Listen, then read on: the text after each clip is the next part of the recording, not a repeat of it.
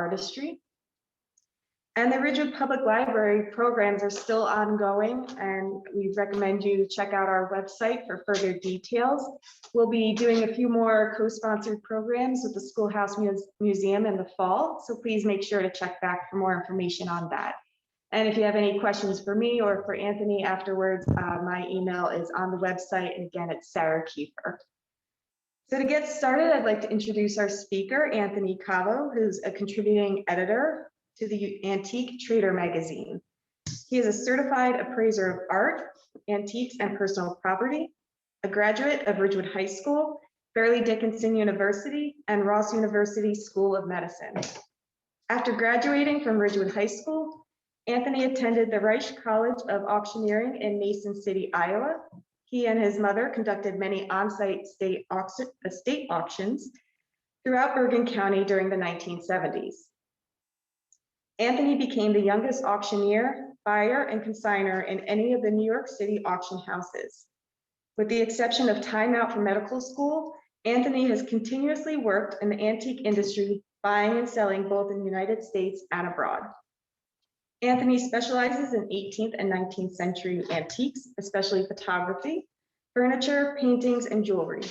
Of these, he is partial to 19th century photography, as per the program tonight, and 17th and 18th century furniture. His latest book, Timeless Dogs and Their People, will be out in the fall of 2021. So make sure to check back on that. Both the Schoolhouse Museum and the library hopefully will be able to have him do a book talk and signing. So without further ado, I'd like to introduce Anthony. Hello, everyone. Welcome to this evening's webinar. I hope you enjoy it. We'll be talking about, as Sarah mentioned, 19th century photography. We will start with the earliest types of photographs that were commercially available, and we'll move on to the 20th century. And I'll just start talking, and we'll see what develops, which is bad pun number one. Right here in this grouping, we have the earliest photographs that were commercially available. They became available in 1839 after Louis Daguerre invented procedure, and hence the name daguerreotype. This is a great example of a very nice, clear daguerreotype. It's an image, it's a copper plate coated in silver, which is buffed very, very highly before the image is taken. Prior to putting the plate in the camera, the plate is treated with a couple of dangerous chemicals such as mercury and cyanide. So it was a very dangerous profession to be in. The sitters had to actually sit for anywhere from 30 seconds to 3 to 5 minutes, depending on how much ambient light there was. They depended strictly on sunlight for these photographs. They came in a variety of sizes, which we'll discuss afterwards when we start getting into the types of cases that they were housed in. When you look at these images, most people's initial reaction is, these people all look unhappy. Well, the truth is, it wasn't so much that they were unhappy as that they had to remain motionless, as I said, sometimes up to a minute and a half or longer. And if you had a smile, you could not maintain that smile. If you moved, you risked having 2 noses or 4 eyes or a double chin. So you had to remain perfectly still. So when you see a very clear image of an animal or a baby at that time, you know that was an incredible photo to capture. They must have had the most perfect sunlight and a good photographer. So these images, the daguerreotypes, were commercially available starting in 1839. And as I say, they were invented by Louis Daguerre, who gave the patent away for free. So these photographs started in Europe. However, it wasn't until they reached the United States in 1840 that this type of photography really took off. The Americans took it and ran. By 1842, there were about 85 photograph parlors alone in New York City, producing thousands and thousands of images a year. And by 1853, photograph studios reached as far west as Denver. So each daguerreotype is actually a unique picture. No other image exists. It's a one-shot deal. If you wanted a duplicate, you'd have to sit again and have it taken, but it would not be exactly the same. There is an exception. If we look at these two pictures in the front here, we see a Civil War soldier. This is an Ambrotype, which I'll speak about in a minute. If you look at them, you'll notice that they're mirror images of each other. When a daguerreotype is taken or an Ambrotype is taken, it is laterally reversed, something you usually will not notice unless there's writing in the background, and you would see the writing backwards. So each picture you see here is actually flipped laterally. The left is the right is the left. The interesting thing about these two pieces up front, the Civil War soldier, which is a New York soldier taken about 1863, based on his clothing. It's a New York regiment. One image is laterally reversed because we see the insignia backwards. The other image, we see the insignia as it should appear. We can read it. Hence, we know that the one where the insignia is backwards is the original, and the one where we can read the insignia normally is a copy. And what is amazing is that these two images have remained together all these years. So again, when you see these images, an Ambrotype or tintype or daguerreotype, it is laterally reversed. So as I mentioned, these images are placed on silver-coated copper and buffed very highly. They were called mirrors with a memory because if you look at them, they reflect everything.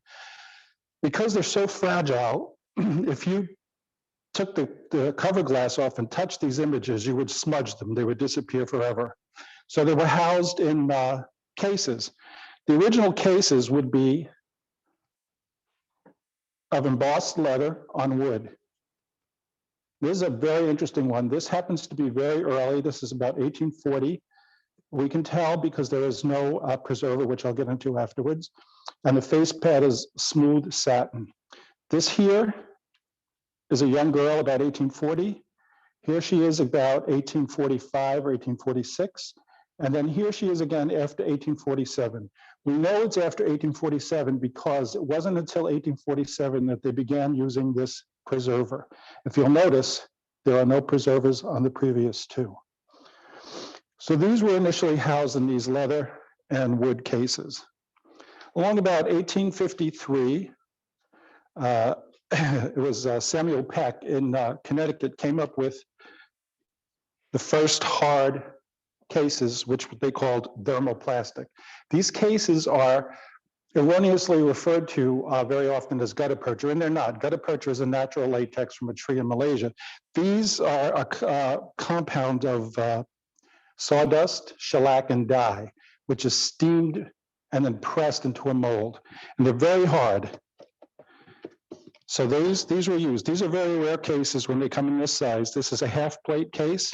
This one is called the Holy Family.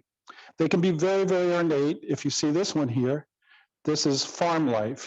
And if you look, you'll see all the animals that you would typically see on a farm at that time.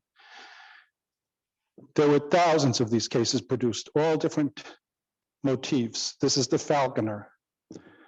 And then again, as we go, we see different sizes. We see half plate, quarter plate, 6th plate, 9th plate, and 1/16th plate.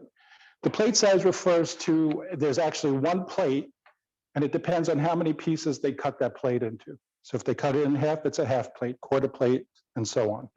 Right down to the smaller size, the 16th. The cases came in all different shapes, different colors, from maroon to ruby red to brown.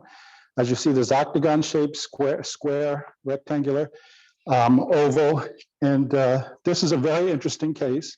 This is called a sweetheart case. And we have a few more here. And if you look, the dealers, the people who deal in photography call these Oreo cookie cases, as you can see why. But they're called sweetheart cases because you would actually take your photo and give this to your sweetheart to carry around in their pocket. And it would be protected by the thermoplastic. Many of these cases have been destroyed over the years because people don't realize they unscrew. And as you can see, they're chipped where people tried to pry them apart. Now, in these cases up here, this is a 16 plate. And this is quite interesting. It's a little oval 16 plate. And behind her, there was a die from 1831, which I've kept in the case. This is a daguerreotype in a piece of jewelry. They loved bright colors. People don't realize the Victorians wore bright colors. They had their upholsteries and draperies in bright colors.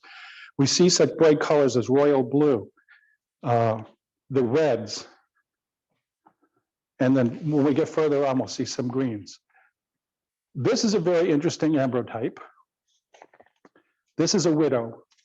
During the Victorian times, a woman who was widowed or lost a husband or a child or a parent or a sibling was expected to wear deep mourning for a year. Deep mourning meant everything she wore was black. Her boots, her umbrella, her jewelry, anything she wore. And when she left the house, she actually had to cover her face with this veil. These veils, to get these clothes that color, they had to use an aniline dye. It'll help you if I bring it up closer. They had to use an aniline dye. And these dyes contained arsenic. This arsenic was absorbed through the skin. It stained their skin. It scarred their skin. It was absorbed through their lips, the mucous membranes, and their eyes. And every time they moved, this thing rustled, and they were breathing in arsenic. And many women literally mourned themselves to death wearing these outfits. But it was expected. And as we know, history has not been very kind to women. So up again, here we see typical dress from about 1860. That's an ambrotype. Again, 1860s. This is quite a fun piece. Two women posed with a fan. Here we see, interestingly enough, I'm sorry, Charles, this one here is actually color. In these two here, this and this. They were colored by actually making a stencil of the photograph and then blowing colored pigments onto them and then heating them. They're very difficult to find, but we have a couple here.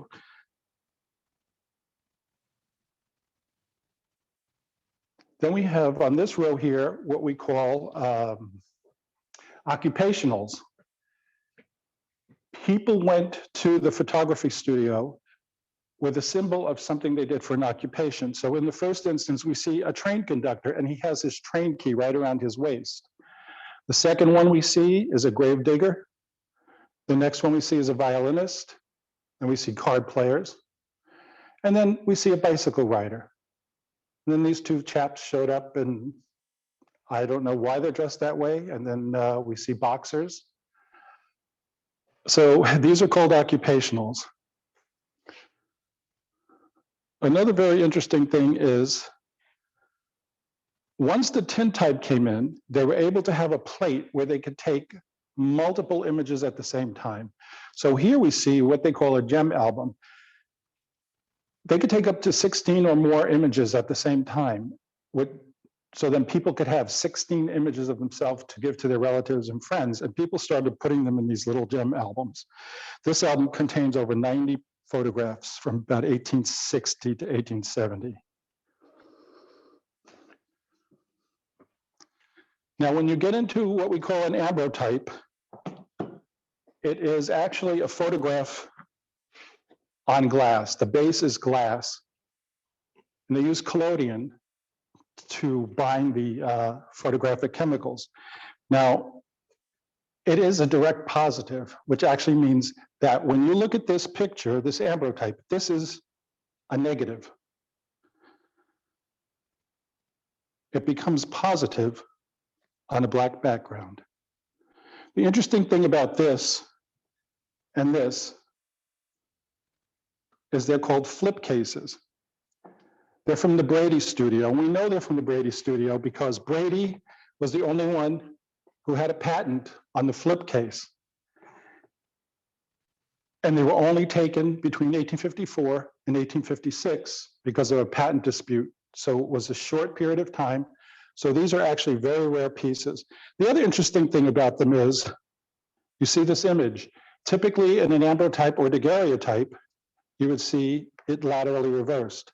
But here you have the option of correcting the lateral reversal and seeing her the way she would have appeared to you in person. So these are ambrotypes in this group here. And again, I'll show you. This here is an ambrotype. We can see it's a negative. It becomes positive on a black background.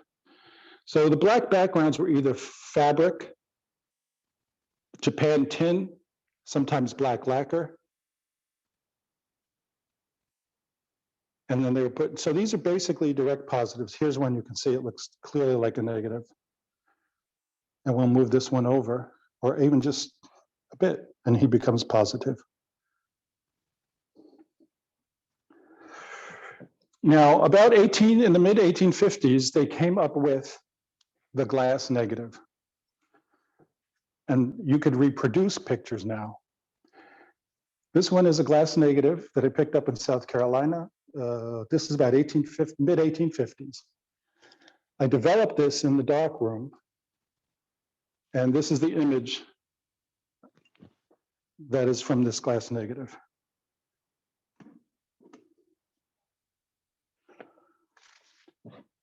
Or rather, I printed it. It's basically a contact print.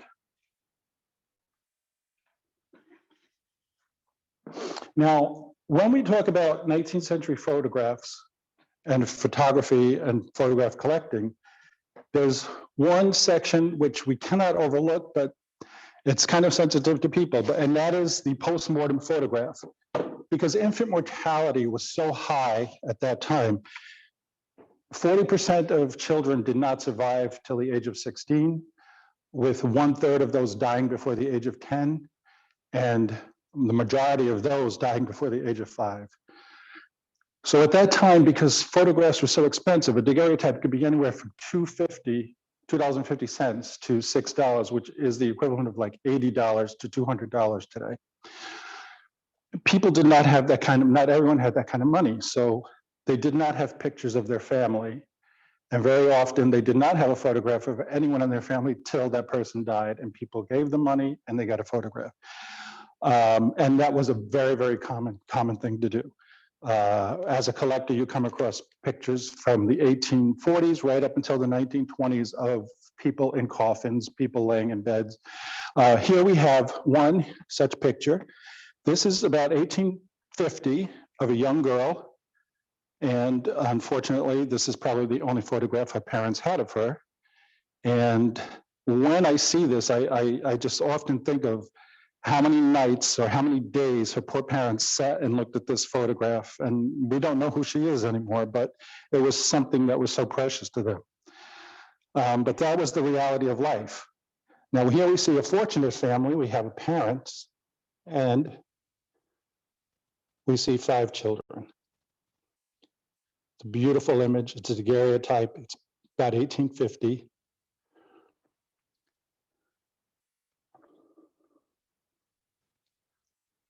And here's another interesting case. This is mother of pearl and black lacquer. This is the Scotsman. This is a Scottish Highlander. And they were very romantic people. This one here is called The Faithful Hound.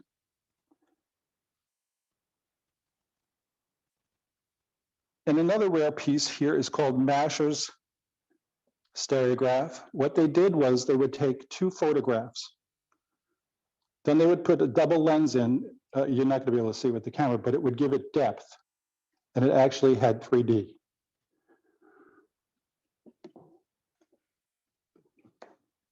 This here is a morning piece.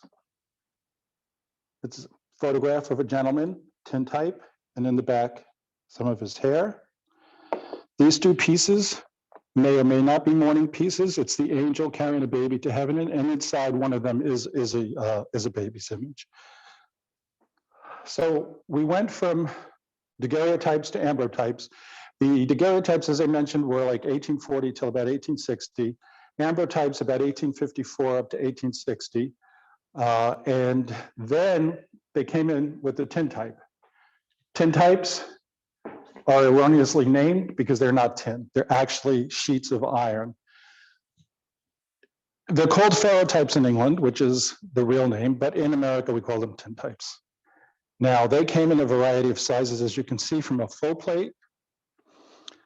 And these were all cut by hand. So even though we say full plate, half plate, quarter plate, none of them measure up to full and quarter and half. So here's a full plate. We go down the variety of sizes, and you can see they get smaller, smaller, smaller, and then you get to one that's, and that's not even the smallest. We'll show you some smaller ones after this. The one behind that is a cased tintype. We know it's an early tintype because the earliest tintypes were put into cases the same way that ambrotypes and daguerreotypes were. And that is a beautiful image, very clear in a half case. They loved outdoor images. So once the camera became a little more mobile with the tintypes, these are actually the same method as the Ambrotype, except it's not on glass, it's on tin. That Japan tin, so it's on a black background. This is actually an image from the Westervelt family. Then we get into the various sizes. Again, we see the gem sizes. And they started in earlier tintypes, they still used the little brass mat that they did in daguerreotypes and ambrotypes. Then you move on, and they started putting them in what they call potter's sleeves, these cardboard sleeves that could be very, very elaborate or very plain. Once they hit 1863, they started putting them in frames that look like, that would represent a painting hanging on the wall. So we know that's about 1863 or so. And then the images, the potter's sleeves, the openings got larger, and we see larger images inside. Here we see two tintypes on the table that somebody actually took the time to weave little frames around.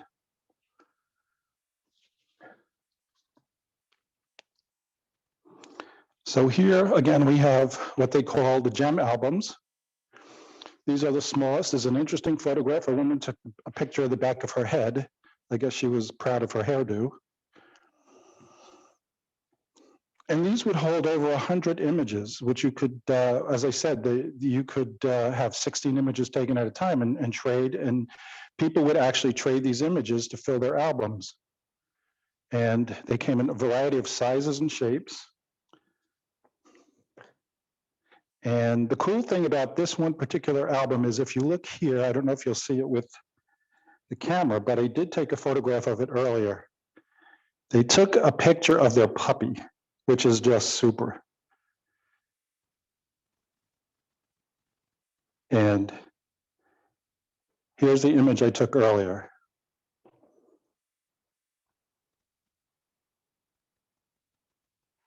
And that is a gem size tintype.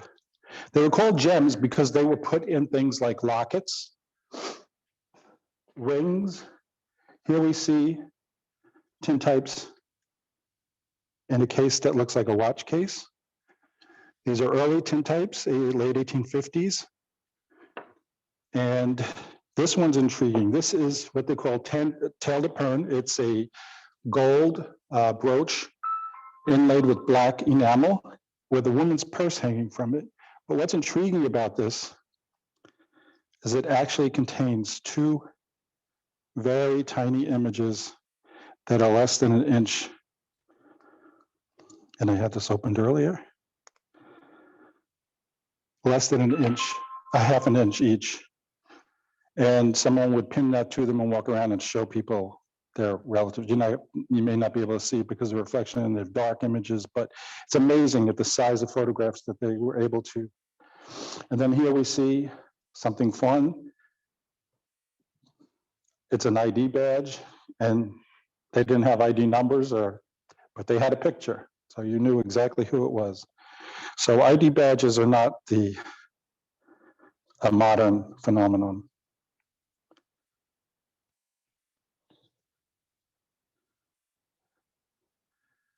Then along about 1857, they started with the albumen prints. These are all albumen prints. They're called albumen prints because they actually used egg whites to bind the photographic chemicals. Now, they come in a variety of sizes, as you can see. We begin with the mammoth card, imperial, boudoir panel. This is one of the most common sizes, which we know as a cabinet card. They're called cabinet cards because when they were first made, they didn't have frames, they didn't have cases, so people actually put them in showcases, in cabinets in their house. And this is a cabinet card. This is also a type of cabinet card. And as you can see, the size goes down until we get to the CDV, which is a carte de visite, which started in the late 1860s. I'm sorry, late 1850s, about 1857 or so. And then we get to this grouping here. They get smaller. This is a cigarette size. This is called a minette. And then we get to a postage stamp size. So they were quite sophisticated, actually, when it came to photography. And as I say, these are all albumen prints. We see a Civil War soldier, full figure, which is a nice rare piece. We see somebody posing with their horse and buggy, much as we might pose with our car today. Again, we see two young boys here, hand colored, probably about 1860, 1862. This is a very interesting photograph. It is in Paterson. It's the Pearl Brothers Painters in Paterson, probably in the 1890s. And here we have in Hawthorne, New Jersey, Charlie's Garage. Charlie was the uncle of Mayor Louis Bay in Hawthorne. This is taken around the turn of the century. Photographs were collected and traded and had a very special place in the home. If you look above, you'll actually see that they did things such as embroidered around. They did all hand embroidered decoration on their photographs. No, that's me.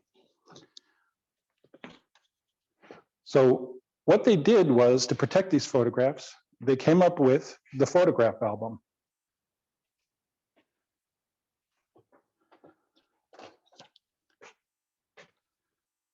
The earliest photograph albums were meant for carte de visite. Now, a carte de visite is called such because it is the same size as a visiting card. During that time, when you visited someone or you paid a call to someone, you would leave your card, your calling card. So these, again, began in France, and they have the name carte de visite, visiting cards. So the first photo albums were made to fit them, and they would hold many, many, many cards, images. Then later on, about 1870 or so, we see the cabinet card, which is the larger version. And they had their own photo albums, which could be quite ornate. They were velvet covered. Here we see in the corner, a red velvet covered. Many of them had themes. Here's the Liberty Bell. Here's an early one meant for CDVs, 1860s, a red leather. Here's a rectangular one, also meant for CDVs. This one would be a mix of cabinet cards and carte de visites, which the carte de visites considered old would be in the back. Now the covers could be quite ornate, as I said, and on the top row, we see 4 celluloid covers. The first one here is signed and illustrated by the artist Francis Brundage, who, if you collect postcards, you know who Francis Brundage is. But these are on celluloid, and they're romanticized images of children and women. This here is about 1898. It's celebrating Admiral Dewey's victory in the Bay of Manila. That, I think, is a ship called the Olympia. So just like the early photo cases where you would see patriotic themes, we'll go back and show you one of George Washington. The photo albums have the same kind of motif. This is an interesting picture of Emma Westervelt and her younger brother, John Westervelt. This was taken about 1859. Emma did not live to be 21, but John lived to be 94. He was a minister in Paterson and Hackensack. And this is a letter from their father. It was written on Thanksgiving Day, 1863. It's quite cute because at the end, he says to them, he asks them if they think Santa Claus will be visiting their house because he doesn't think Santa will be visiting North Carolina because he supposes Santa Claus is frightened by the rebels. Now,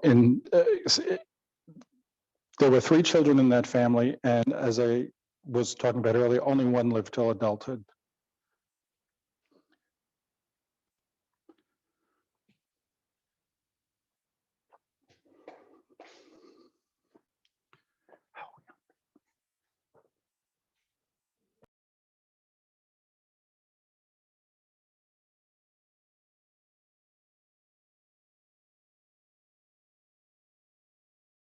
I'd like to just come back here for a moment and show you the different motifs that were, these were agricultural motifs. You see beehive and wheat.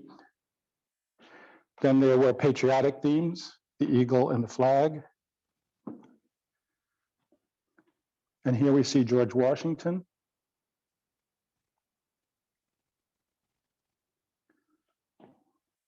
The reflection is tough to photograph with these reflections, but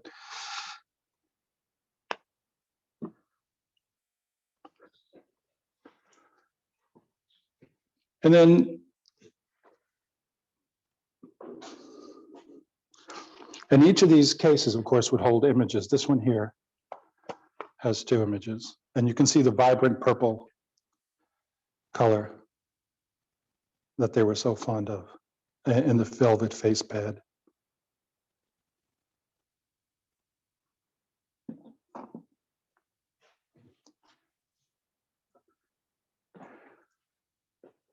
In this area here, we just have a few fun little things. They load photographs, and not only did they keep them in photograph albums, they had boxes, special boxes made. Now, this is a portable. This is something that is a velvet, and it would hold photographs.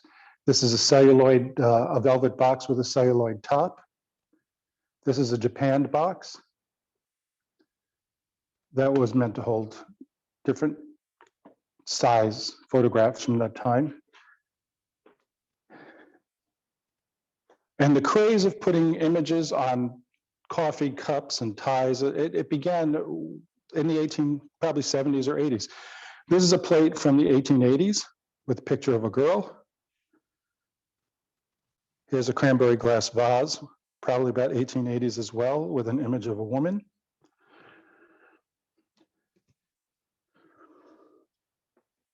And then this fellow here on his ink blotter, which you see, he has his own image and an image of his home.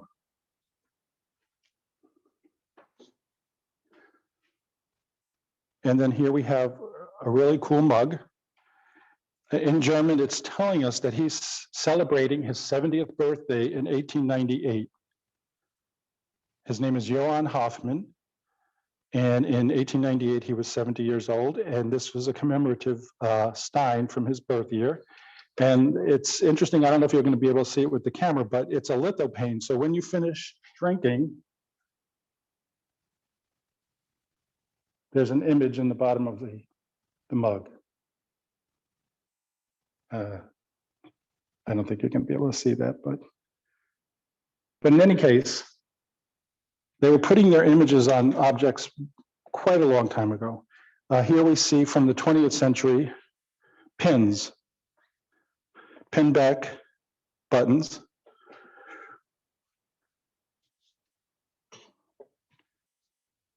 And then this little piece in the front is from Russia, probably 1890.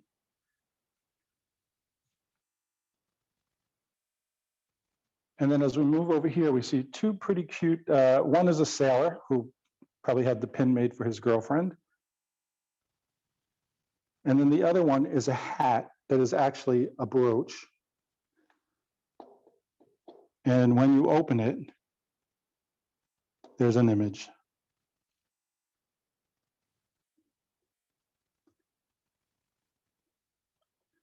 So they did a lot of fun things with their photographs. And although they weren't able to take selfies, these are probably the closest you'll get to them. a series of photos of the same person in different poses. That there is about 1900, 1905. The one next to it, very unusual, because I think by the third image, we see a big broad smile and her hands behind her head. And then the top one was done in color. This is a very early image, probably about, again, 1900 to 1905. And George Eastman did a really incredible thing. In about 1880, George Eastman came up with the first roll film. And what would happen is you would have a camera with 100 exposures in the camera.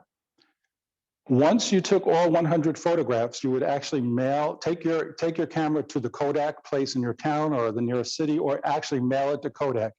They would develop your photographs, print them, send them back with the camera reloaded, so you could again take these pictures. So in the 1880s began the birth of the vernacular photo, where people were just taking photos willy-nilly. It's great because you actually see people the way they live. They were taking pictures of their interiors. They were taking pictures of themselves doing crazy things at the beach. In the early 1900s, about 1905, a little earlier than that, you had the option of having your photographs printed on postcard paper. And these are called real photo postcards. And that craze took off. People were sending their photographs to Kodak, having them printed on postcard paper, ordering them by the dozen or more. And these are what they are. And they're actually really cool. Like, this is a beautiful one. This is just, stunning. This one with her two dogs. And if you flip it, you'll see it's actually a postcard. Now, this one was taken in France, carte postale, and of course the French writing on it, but they were wildly popular.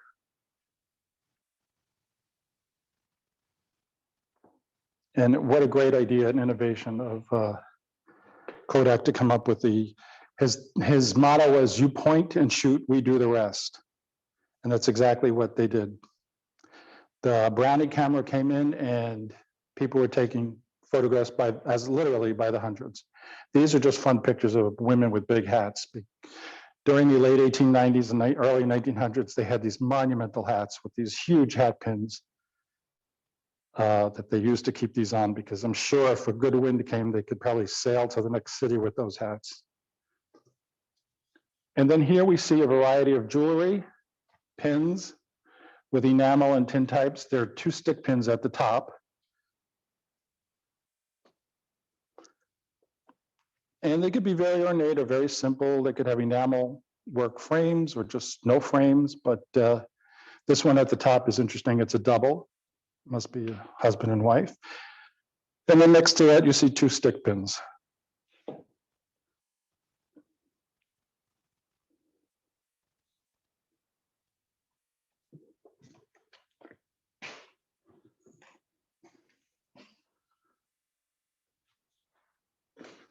Is that enough? But it's not the full history of photography by any means, but it is a good introduction. And hopefully, when you see these images, you'll know based on whether they're in cases, whether reflective, or if they're on metal, you'll have an idea of what they are. They're just really super, and it's amazing just to look at these images and think about these people and the time they lived, and it's just the time that's gone and we'll never see it again, thankfully. But I hope you enjoyed it, and if you have any questions, hopefully we'll be able to answer. Okay. So thanks everybody, and thank you, Anthony. No. Your turn. All right. So anyway, thank you again, everybody. First question is from Stacy, who says she's just wondering about when the celluloid albums came into existence. We have one with photos that appear to be from 1895. Actually, that would be about the time. The photo one on the end right there, we know is 1898, which was Admiral Dewey. The clap saddle would be about the brundage would be about 1900. So it would have been during the late 1890s. However, you can't always base an album's date on the photographs that are in it, because the family would get an updated album and get rid of the old album and put their photographs in of grandma, grandpa, and dad, and mom and dad in the new album. So you have to date your photographs based on, there are a number of ways to do it, not only by the clothing that they're wearing, but you can actually date a carte de visite or a cabinet card based on the stock that it's printed on. The very, very early CDVs were printed on very thin, very lightweight stock with square corners, and you see the solid gold line around the image. These are probably the earliest carte de visites, late 1850s, early 1860s. As time progressed, they were printed on heavier stock. Very often, after the 1880s, you would see the imprint of the photographer here rather than on the back. One important thing that we did forget to speak about, that I did forget to speak about in dating photographs, are tariff stamps. This is a very, very interesting aspect of photography. Between August of 1864 and August of 1866, to offset the cost of the Civil War, photographs were taxed. Photographers were outraged because they called it the sun tax, because basically they depended on free sunlight for these photographs. But depending on the stamp that's on the back, you have an idea of how much each photograph cost at the time it was done. So for a 2-year period, we can date these definitely between August of 1864 and August of 1866. If you're lucky, you will actually find the date it was taken, because they were supposed to cancel each stamp with the date. Many photographers simply put hash marks through to cancel the stamp. Others used rubber stamps, others actually wrote the date. So I'm glad you asked that question about dating photographs, because this is so many things you must base it on. Okay. Next question is there any way to repair the daguerreotype? I can't talk today, I'm sorry. Yeah, amateurs do it, and unfortunately they ruin them. I won't even tell you how they do it, because you may try it. But what happens is these images are lost. Eventually they become brown, and yeah, there is a way, but it has to be done professionally. There's no, you have to use special chemicals, dangerous chemicals. So I would advise not to try. The important thing with the daguerreotype is do not open it. If you open it, you'll see it's sealed with papers. You have the cover lens, which is the glass. You have a foil mat, and then you have the image. The foil mat keeps the glass from touching the image, because if you rub that image at all, it will disappear on a daguerreotype. So do not open those papers. They will tarnish over time, naturally. Some of them, where the papers are still intact, will remain beautiful and crisp. But if you really have one that's valuable, or it's valuable to you, you can check into having it professionally restored. Okay. And I have a family photo of a person who died in 1866. He has regal type robes on, half-framed eyeglasses, and George Washington type shoes. He is noted to be a president of several colleges in his lifetime. The size of the photo is 16 by 13 inches and very fragile. What is the best way to preserve it? 60, and what is it composed of? Is it paper? Is it daguerreotype, ambrotype? Let's see. My recommendation would be, without even knowing, is you can't, there are so many resources online that tells you how to preserve these things and how to store them. That's the important thing, the way you store them. And paper, very thin paper. Very thin paper. If there were images that were done on tissue-like paper, and there were stereographs made on tissue paper, they're typically French, but this one sounds like, it's American. You have to preserve it, since it's on paper, in an acid-free environment, acid-free box, acid-free paper on each side of it.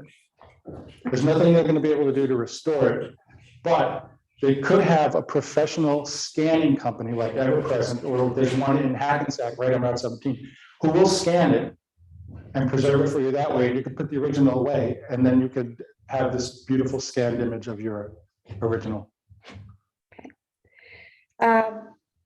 And then Marilyn had a question. We did record the program, so once it's been we've been able to edit and get it up on the website. It will be under the Boulder Heritage Center page on the Ridgewood Library website. But I do have a handout. I'm gonna, No, no, okay, so I'm sorry, no handout. I but you- just spoke off the top of my head. Sorry, guys. So the recording will be available on the website for later viewing. Can you please tell us the best way to take proper care of the different types of photos? Again, if they're cased images, leave them in the case. Don't try to clean them. If they're tin types, they're pretty durable. You just have to worry about scratches or bending. Once you bend them, the emulsion cracks and they will start peeling. Keep them flat and put something in between each tin type. If you can buy a photo album, which you can online, especially if it's an empty one, they're rather inexpensive. My advice would be buy a photo album. If you have carte de visite size or tin types, buy one of these. It's very inexpensive now online from the 1860s and put them in there. And that's probably the best way to do it. Or just wrap them in acid-free paper. If they're paper, definitely use acid-free paper in between each one. Early on, were all photographs portraits? Did they ever take any landscapes? Yes, they did. Here's the issue with landscapes. The earliest image was a landscape image. It was done in the 1830s, and I think it took 8 to 12 hours for exposure. There's another one taken just about 1839 in France, very early in the morning. I think it was a 5-hour exposure.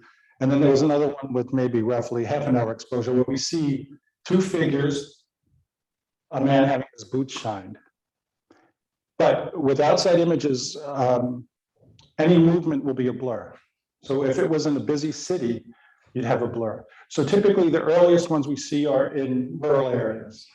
And yes, they did take them very early on. One of those rural pictures we have at the Ridgewood Public Library of the panorama of Ridgewood. Yes. So it's on the second level by the reference desk. If you feel like coming to look at it, we also took one in 2016. The house I grew up is actually in that photograph. The house I grew up in Ridgewood.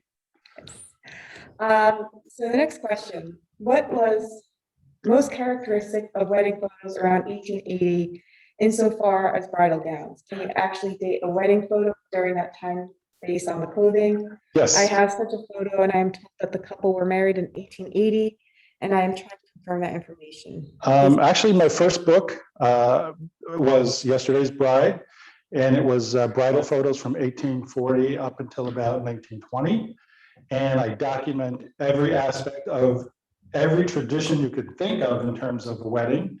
I discuss all the traditions and I date every single, I tell you what was popular at what time. So I could look at an image and tell you, yeah, definitely, if it was from such and such a date. I can probably date it within 5 to 10 years very easily. But that was called Yesterday's Bride, and it is packed with just images and everything you need to know about a wedding. So yeah, you can date them. Excellent. Do you know the name of the young woman who is in the 3 photos that you showed earlier? Yes, her name is Miss Monroe, M-U-N-R-O. That's all we know about her. Actually, her card is pinned to the first photograph.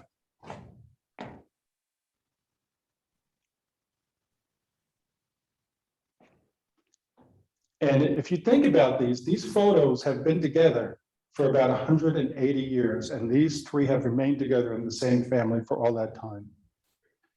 I started buying photographs in 1963, and my first photographs were daguerreotypes.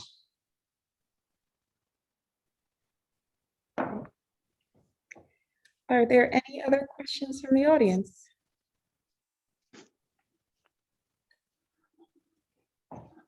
These are interesting. Sorry. These are called ivoriettes. They're a special procedure where they're very reflective and shiny, and they're glossy. These were taken in Tianjin, China, northern China, just around the turn of the century. And it's the same family.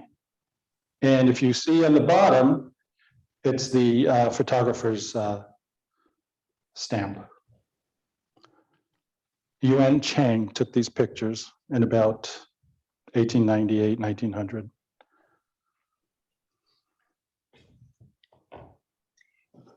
Where can you buy a copy of your bride's book? It's on Amazon. There's Yesterday's Bride and Yesterday's Child. They're both self-published on Amazon. The book I have coming out in the fall, of Timeless Dogs and Your People, that's by HarperCollins. So that'll be published by HarperCollins in the fall. All right, well, if there are no further questions, thank you so much, everybody, for attending the program tonight. Special thanks to Anthony and the Schoolhouse Museum for putting this together. Again, please feel free to visit the Schoolhouse Museum's website and come on Sundays from 2 to 4 for a viewing of their exhibit. And also please check out the Ridgewood Library for upcoming programs that we'll be having ongoing. Stay safe and stay healthy, everyone. Thank you.